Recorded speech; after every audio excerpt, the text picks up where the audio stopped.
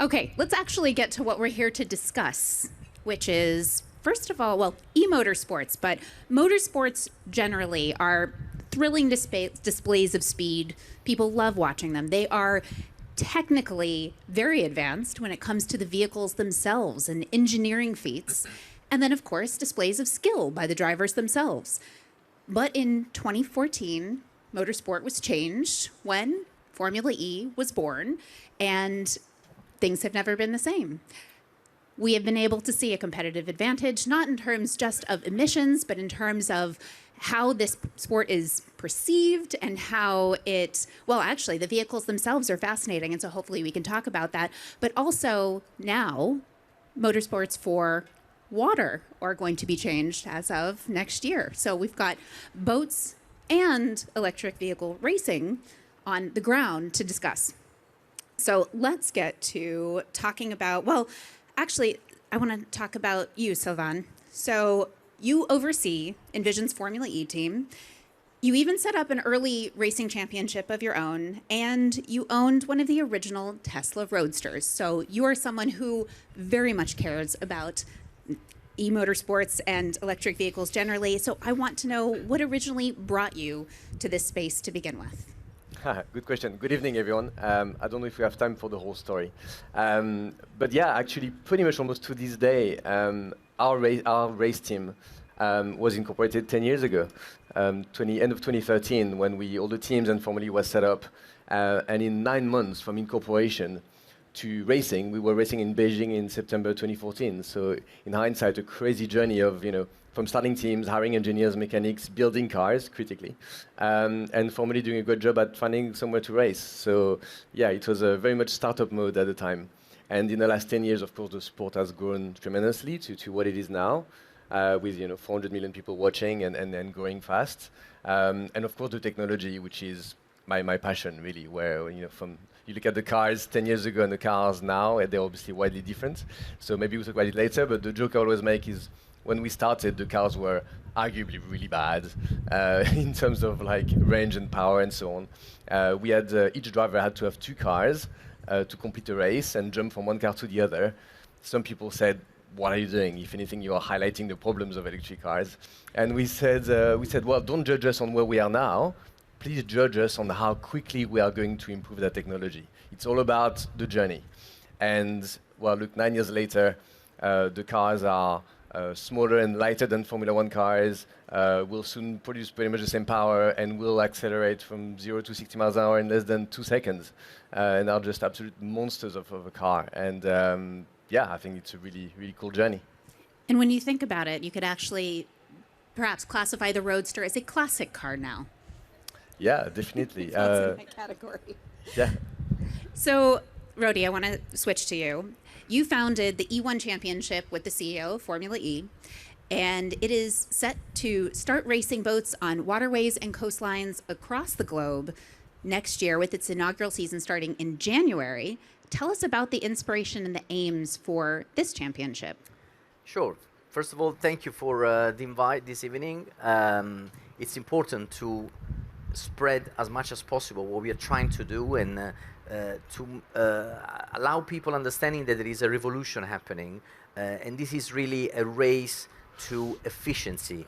It's not only a matter of electrification as a specific technology, but we all need to work on finding more and more efficiency in what we're doing and how we move around, because the planet is asking this, and this is not me as an engineer to say that, but I'm surrounded by scientists of the highest ranking that are really suggesting that we got to do something.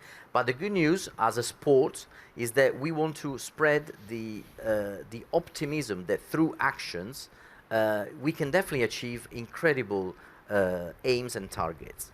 In terms of inspiration, everything started because I always work in motorsport and motor racing in general, and I've been involved in the electrification process of Formula One, Formula E. I was in McLaren leading the business unit of motorsport to develop the battery for Formula E, and always been very close to these new trends, and as an engineer very enthusiastic about the next way how we're going to move around. But in the meantime, in very simple terms, I love the sea. I come from a sea place. I love the coastal area. and in terms of the lifestyle and how you can enjoy it. I want to make sure that my kids and the future generation can enjoy the lifestyle around the coastal areas as much as I have done so far, and hopefully I will do for a long time.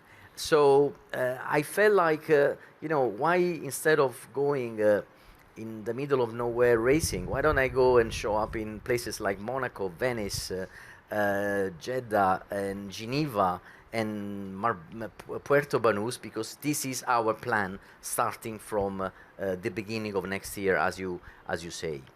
In the meantime, an interesting story is about our designer, a Norwegian designer called Sophie Horn, and she came with the idea of using the foils to replicate the glide of the birds on the water. And I welcome this idea as an engineer, because by what I have learned in my motorsport career, you need to redesign completely the way you engineer the cars, the vessels, and so on. And as everybody knows, the density of the water is 800 times higher than the air. So by lifting the boats, we immediately gain incredible efficiency, and we can run a smaller battery for accelerating the vessel to the highest speed, which is the most important thing for a racing application. So this mix of passion and intuition and inspiration from Sophie took me to where we are now, which is ready to go. Right. We're going to switch back to the ground for a second. And, well, actually, I want to refer to a report that my team, so the BNEF team, just put out yesterday, which is our Zero Emissions Vehicles Fact Book. And in that, they noted that car ownership is rising for electric vehicles. So those sales in 2023 are expected to be 4.2 million. Now that's compared with 10.5 million in 2022 and only 6.5 million in 2021. So I want to know what you think Formula E has had to do with encouraging the appeal of electric vehicles for consumers. Yeah, we had a part to play. I think it's difficult to quantify in many ways, but I know what we've done and I know the effect. And you can look back at our objectives and what we used to say in the media many years ago. I was always very bullish on how electric cars are going to succeed, and from 10 years ago, simply because we said at the beginning a lot, the aim of Formula E was twofold, really. There's a technology pillar, accelerate the innovation and improvement of electric powertrains as quickly as possible to make the cars just better than internal combustion cars in any single way. So we don't, at the time, there was a lot of talk about subsidies and making the cars, and it's still the case. But we always said we want as quickly as possible to make electric cars better in every way, whether it's efficiency, so cost of running, performance, comfort, whatever you choose, the car is better. But that can only happen through technology. So battery energy density improvements, super high efficient powertrains, and so on, software and so on. So we've been working on that. And for those who are interested, the technology of Formula E has improved a lot. We've tripled the amount of power. Our efficiency of our cars is now 95% from the battery to the wheel. An electric road car on the road is about 80, and the petrol car is 15 to 20. So big differences. So a huge push on technology, which is trickling down. So the latest 800 volt architecture for road cars, the latest platforms comes from Formula E that we started 9 years ago. We had to build our own components because that architecture did not exist, and many other innovations that came with that. But the second pillar to get to that mass adoption is the marketing and the media platform. There's little point developing all that technology if no one knows about it. And here, really, frankly, the genius of Formula E was going back to the beginnings and say, look, sport, the passion of sport and the engagement that you get from fans around sport has always been 100 times more than anything else, really. People care about sports. So the combination of the amazing technology in the cars and ultimately the sporting contest of humans, of drivers driving these things, is what makes it so powerful. And we would never get that level of engagement if we were just running engineering programs somewhere. Like, we would develop the same tech, but no one would really care. So it's really about the combination of sport and technology. And if we do these two things right, then we'll get, as I said, 400 million people watching last year. And you would think that a lot of them are watching these cars going almost 200 miles an hour. We're doing in the US for almost an hour. And then subliminally, they're like, well, if these cars can do this, they're probably good enough for what I'm going to need every day. So let's talk about the fans. You said 400 million were watching last year, and the year before it was about 255 million. What do you think has been behind this rapid increase in fans? Yeah, many factors. We started growing really, really fast. Then COVID happened. We got pretty badly hit because we were racing, and we are racing in city centers. So as you can imagine, the city mayors during COVID were like, maybe not. So for a year, it was a bit slow.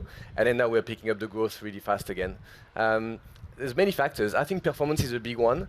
Like, I'm always a very big fan of saying we need to make these cars as fast as we can, as quickly as we can, to make them very impressive. People love Formula One because if you look at a Formula One car, even if the car is not moving, you know that it's a beast, you know what this car can do.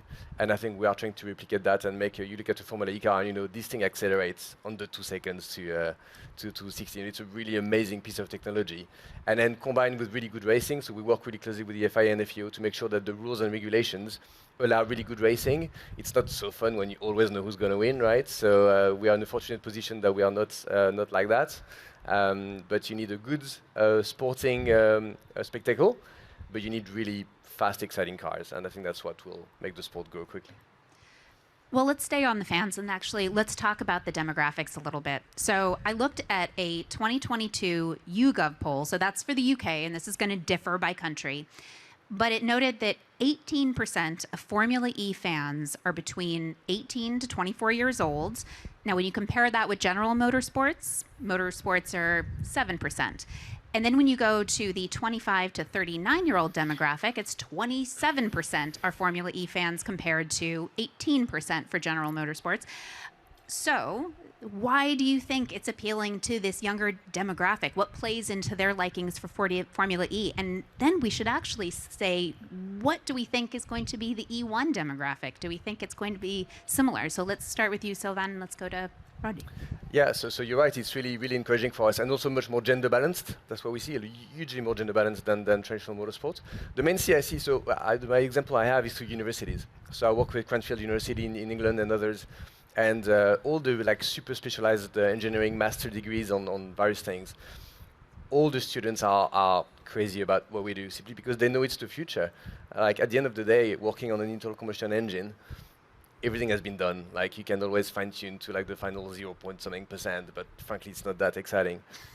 Where what we are, even though an electric motor has been around for a long time, the rate of progress that we are seeing and still implementing in these cars is really, really steep.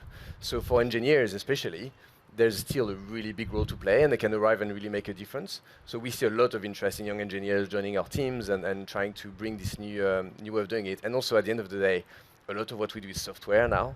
Like there's the hardware, the motor, the inverter, the gearbox, but we have very few moving parts. A lot of the optimization comes from software as well. And there's clearly kind of a generation mindset where younger generation is really good at that. So yeah, it's really encouraging for the future. We have access to a talent pool that is really motivated. So who will be the fans of E1? Well, that's an interesting question, of course, because we, as I say, we would start the championship in 1st and 2nd of February in Jeddah. But 2 years ago, we ran a marketing research interviewing, I think, 3,000 people and explaining what E1 was about. And I have to say the center of gravity of the interest was very similar to what we see with Formula E today. And maybe in simple terms, this kind of generation is more interested in the very future of the planet, because that's the planet they will have to live in. They are very sensitive to the topic of how the mobility of the future will be. And in the same time, and then we talk marketing here, but of course audience as well, we have adopted the strategy of having as a team owner celebrities of the ranking of Tom Brady, Steve Aoki, the DJ, Sergio Perez, the Formula One driver, Rafa Nadal, and so on. And by putting all these celebrities together, we try to inspire all different level of generation that are coming together with these sport legends and entertainment people. And for sure we will take a part of this followership to begin with. But we are today what Formula E was 10 years ago. So we are in the beginning of the journey, and it will be very exciting to actually analyze and understand where our proposition will resonate the most. So there is one team that does not have a celebrity sponsor, and that is the city of Venice.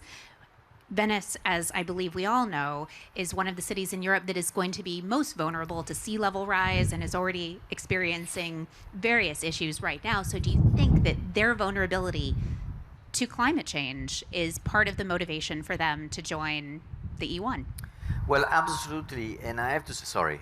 Absolutely, and I have to say the interesting thing is in this team there is also an involvement of a startup that is looking into electrifying and providing charging points for the boats in Venice, so very close to the topic. And so for sure there is an element of interest and sensitivity to the topic. In the meantime, instead of vulnerable, I would like to steal the adjective that the mayor of Venice is using for the city itself, that is delicate. Because vulnerable is very much close to weakness, at least in my mind. Delicate is a call for more respect and responsibility for whoever is approaching this unbelievable place, an iconic place of the world. And this is how we have to treat it, and this is how we will in May when we're going to be racing there. So my final question, which fits perfectly within COP, in a net zero future, is there room for both e-motorsports and traditional fossil fuel-based motorsports? I go first. Yeah, I think for the foreseeable future, the roadmaps are really clear. So for Formula E, we are lucky to have a very clear roadmap. The cars are fully electric, improve the efficiency every year, make them faster, greater, more inspiring, more exciting, forever. It's pretty clear. For the other big motorsport that everyone knows about, there's a challenge to keep the engines running, but I think the push to sustainable fuels and synthetic fuels, I personally don't believe there's a big market for synthetic fuels for road transport. I think it's pretty accepted for mostly efficiency reasons. However, there is a strong need for synthetic fuels for aviation, freight, and other industries that actually, funny enough, might benefit a lot from the R&D and again the super amazing speed of development that you get on the track. So there's room for both in terms of developing this tech, that's for sure. Where each tech will end up, we'll see. There's a green hydrogen that's also really interesting for aviation and other places. So I think these technologies will fight a bit on who's getting onto shipping and air freight and so on. For road, it's really clear. So for us, we focus on our roadmap and then see where we end up. Yeah, well, I tend to agree with Sylvain. I would say that if future is 10 years, yes, there's definitely space for a thermal engine to be there. If we're talking 50 years, I don't think that's the case. The other dimension is the geography, which will play an important role in this sort of trends. Thank you very much for joining us today, and I hope many people in this room will be joining for either their first electric boat race and certainly an electric vehicle race in the near future. Thank you very much. Thank you. Thank you, Angus.